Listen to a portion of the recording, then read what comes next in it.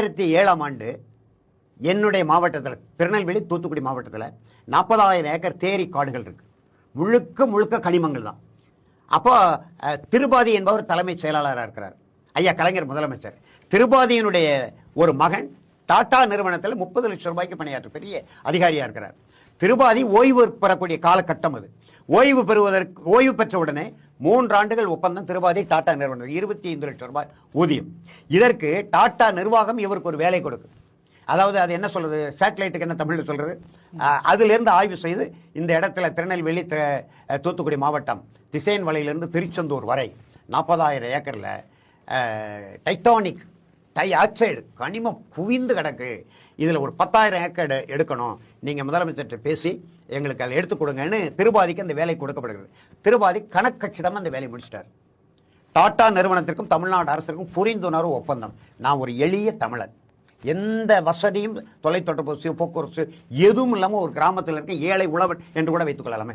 எனக்கு இந்த தகவல் 3 மாதத்துக்கு முன்பே கிடைக்கும். இந்த மாதிரியான ஒரு புரிந்துணர்வு ஒப்பந்தம் போட போறாங்க, டாடா நிறுவனத்துக்கு 10,000 ஏக்கர் தமிழ்நாடு அரசு கொடுக்க போகுது, கொடுப்பதுதான் 10,000 ஏக்கர், எடுப்பது 30,000 ஏக்கர் என்கின்ற தகவல் வந்து இதே பாட்டாளி மக்கள் கட்சியினுடைய நிறுவனர் மருத்துவர் ஐயா ராமதாஸ் 3 மாதத்துக்கு முன்பு இந்த செய்தியை கொடுக்குற ஆவணம் வைத்திருக்கிறார். யாரும் மறுக்க முடியாது. அவரே தூத்துக்குடிக்கு வந்திருக்கும் போது ஜூலை மாதம் உடன்படிக்கை நான் மார்ச் மாதம் தொடக்கத்திலே ஐயாட்ட கொடுக்குறேன்.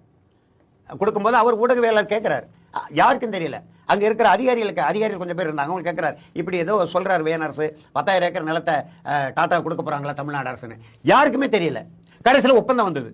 அந்த ஒப்பந்தத்தை எதிர்த்து நான் தான் முதல்ல திருச்செந்தூர்ல எளிய முறையில் ஒரு ஆர்ப்பாட்டம் போட்டு எதிர்ப்பு சுவரொட்டிகள்லாம் ஒட்டணும். அப்புறம் எல்லா தலைவர்களும் வந்தாங்க. எங்களுக்கு இந்த எதிர்ப்பு எல்லா தலைவர்களும் வந்து அது அரசு செய்யலாம் அல்லது அப்படி செய்யலாம், சரத்குமார் எங்க ஐயா நல்லக்கண்ணு வந்து கிறித்தவ அமைப்புகள் மற்ற அமைப்புகள் எல்லாரும் வந்து அப்படி செய்யலாம் இப்படி செய்யலாம், கம்யூனிஸ்ட் கட்சிகள் எல்லாரும் வந்தாங்க. முற்றிலும் அந்த ஒப்பந்தம் கிழித்து போடப்பட வேண்டும், 1 சென்ட் இடம் கூட டாட்டாவுக்கு கொடுக்க கூடாது என்று குரல் கொடுத்தது நான் குரல் கொடுத்தேன். ஐயா வந்து எதிர்த்து குரல் கொடுத்தாங்க. பல நெடுமாற ஐயா ஒரு பெரிய அறிக்கை கொடுத்தாங்க. மருத்துவர் கிருஷ்ணசாமி ஐயா புதிய தமிழர் கட்சி கடுமையாக போராடினார். இன்னும் சொல்ல வேண்டுமா, அந்த 10,000 ஏக்கர் நிலத்தை கொடுத்ததுக்கு எதிர்ப்பு தெரிவித்து சிறைக்கு சென்ற ஒரே தலைவர் புதிய தமிழர் கட்சி தலைவர் கிருஷ்ணசாமி தான். நான் கூட சிறைக்கு போல, ஆனால் நான் தான் தொடங்கினேன் திசையன் திருச்செந்தூர் வரைக்கும். அப்போ கடுமையான எதிர்ப்பு, மக்கள் எதிர்ப்பு வரக்கூடாது, முருங்கைக்காய் விளையுது, கத்திரிக்காய் விளையுது, முந்திரி விளையுது, நாங்கள் அதில் வேளாண்மை செய்கிறோம், பனை மரங்கள் ஏராளமாக இருக்கு, தென்னை மரங்கள் ஏராளமாக இருக்கு, முருங்கைக்காய் பெரிய விவசாயம் அந்த பகுதியில் அந்த தேரிக்காட்டில், இது சொல்லி எதிர்ப்பு இருக்கு. இந்த எதிர்ப்பு அறிக்கை மாவட்ட ஆட்சியரிடமிருந்து கருத்து கேட்பு கூட்டம் நடந்து கோட்டாட்சியர் இந்த அளவில் தான் நடக்கும். இந்த எதிர்ப்பு அறிக்கை மாவட்ட ஆட்சியரிடம் மக்களுடைய உண்மையான எதிர்ப்பு கருத்துக்களை இவர் அரசுக்கு அனுப்புகிறார். திருபாதி அதை வாங்கி பார்த்துவிட்டு அதை முறையாக முதலமைச்சருடைய மேசையில் வச்சிருக்கணும், முதலமைச்சருடைய கவனத்துக்கு கொண்டு போகாமலே திருப்பி அனுப்பிட்டார்.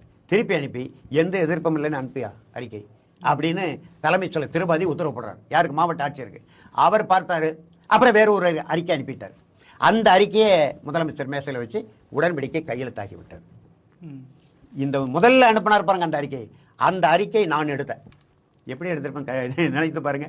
அந்த அறிக்கை எடுத்து ஐயா ராமதாஸ் நான் கொடுத்தேன். அவர் படித்த உடனே இது என்ன வியன் அரசு வியந்து போயிட்டார். இன்னைக்கு வேணாலும் கேளுங்க.